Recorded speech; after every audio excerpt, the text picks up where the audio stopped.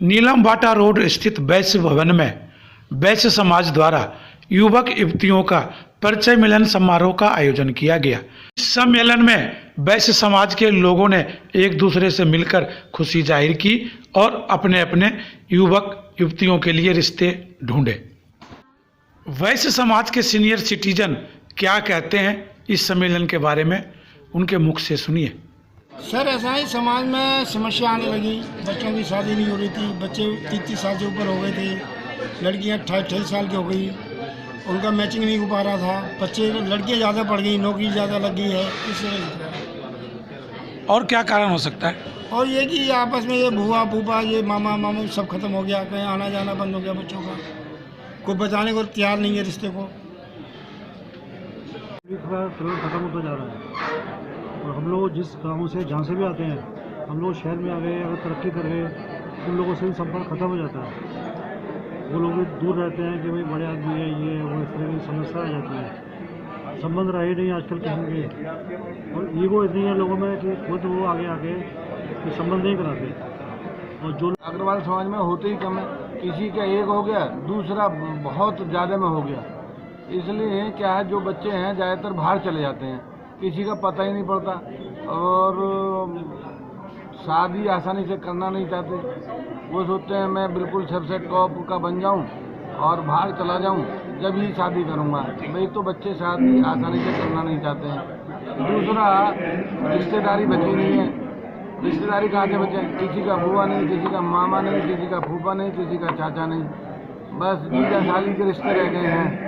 वो भी साली का भी कहाँ रह गया, किसी का एक लड़का होता है, एक लड़की, फैमिली पूरी अपना। कस्बा में होते थे तो जितने भी मिलने जुलने वाले होते थे उसको पूरी पोजीशन मालूम होती थी, उस शादी संबंध के बारे में वो आपस में बात करते थे। और अब ये तो ये हो गया है कि कोई भी 19-20 बात हो जाती है आज के जो युग में जो चल रहा है, तो उसके बाद बुराई मिलती है तो लोग कुछ तो बचना चाहते हैं। और कुछ शहरों में एक दूसरे की जानकारी नहीं है, व्यवस्थित कारण लोग अपने व्यापार में मस्त है, कोई अपनी सर्विस में मस्त है, इस चक्कर में किसी को कोई भी फुर्सत नहीं मिलती। तो वो इस वजह से एक व्यक्ति आ रहा है, तो इन्होंने अपने नानक जी ने बहुत अच्छा एक प्लेटफार्म बनाया है कि उसमें सब लोगों के बायोडाटा लड़कियों के लड़कों के मिल जाते हैं, फिर आपस में वो लोग आपस में बात करते हैं और काफ़ी संबंध जो है सक्सेसफुल होते हैं। जरूरत पड़ी, पहले जॉइंट फैमिली होती थी, बड़े परिवार होते थे, अब परिवार छोटे छोटे होते जा रहे हैं, तो इनमें आना जाना कम हो रहा है। इस वजह से थोड़ी सी प्रॉब्लम आ रही है। और कुछ लोग इस तरीके हैं कि यार आजकल बच्चे पढ़े लिखे होते हैं, आपस में जो कर लेते हैं, तालमेल खा लेते हैं, घर वाले भी पीछे रह जाते हैं, तो इस वजह से इसमें बहुत प्रॉब्लम आ रही है। तो अब जो है बताना बतूना भी ये कम हो गया, होता जा रहा है। पहले परिवार में 4-4, 5-5 बच्चे होते थे, आज सबके यहाँ 1-1, 2-2 बच्चे रहने लगे हैं। अब वो ढूंढने तो निकलना ही पड़ेगा नहीं। मित्तल साहब आप बताइए इसके बारे में कि रिश्ते ढूंढने का दिक्कत है। अब क्लासिफिकेशन जो है लड़की की क्वालिफिकेशन के अनुसार अलग अलग हो गए हैं। पहले आज से 25 साल पहले हर लड़की हर लड़के के साथ में डॉक्टर के साथ में डॉक्टर नहीं बन जाती थी, मास्टर के साथ मास्टर नहीं बन जाती थी, वकील के साथ वकील नहीं बन जाती थी, व्यापारी के साथ व्यापारी बन जाती थी। आज जो है हर लड़की अपनी आइडेंटिटी लेके जो है शादी के लिए आती है मैदान में, तो उस आइडेंटिटी के अनुसार वो खुद जो है सक्षम हो चुकी है अपने बराबर का या अपने से अच्छा या योग्य वर्ग ढूंढने में। जो है लड़की खुद सक्षम हो गई है और वही एक समाज की विडंबना है।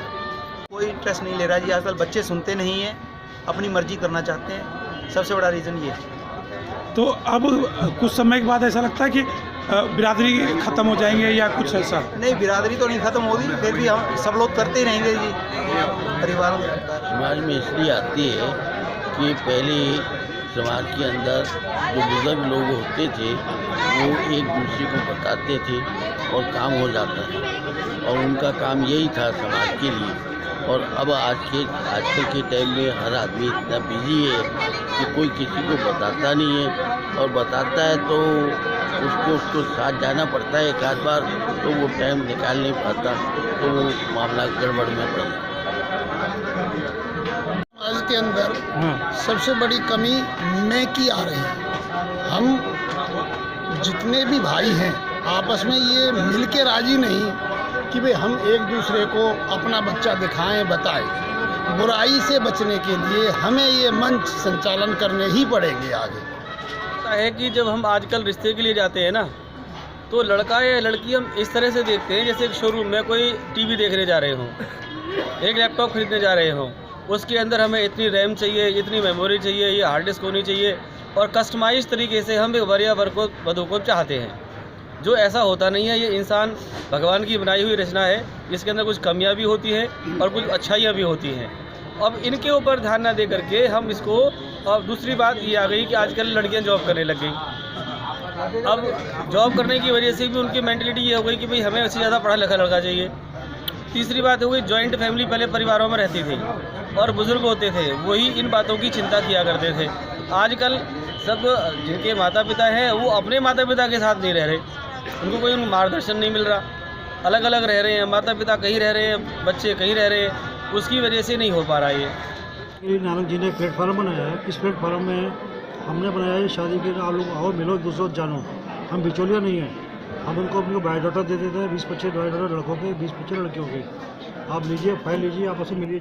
लोग कुछ भी कहे, लेकिन सच्चाई तो यही है कि जो वैश्य समाज के सीनियर सिटीजन कह रहे हैं, कहीं न कहीं इनकी बातों में सच्चाई है। फरीदाबाद से हिट इंडिया न्यूज़ के लिए जयशंकर सुमन की रिपोर्ट।